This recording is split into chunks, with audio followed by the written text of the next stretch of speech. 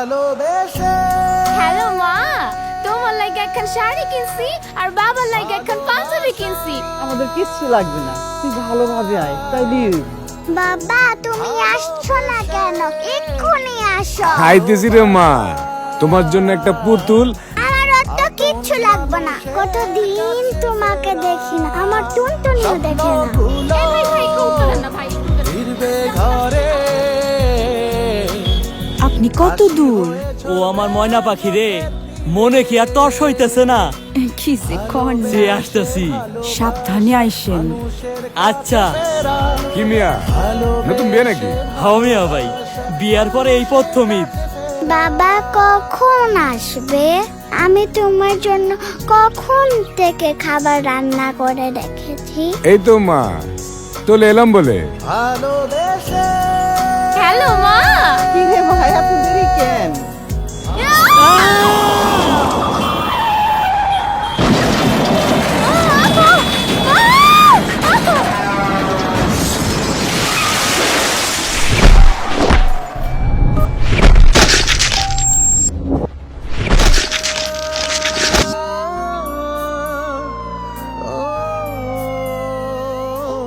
তোর লগে আমি কতদিন কথা কই না, কথা কও তুমি। বাবা তোমার খাবার গুলি খাবে না। বাবা কথা বলো। তুই ছাড়া বাঁচবো একা। এ ধরনের দুঃখজনক ঘটনা আমাদের কারোই কাম্য নয়। তাই গাড়ির ছাদে পণ্যবাহী পরিবহনে যাত্রী হিসেবে উঠবেন না।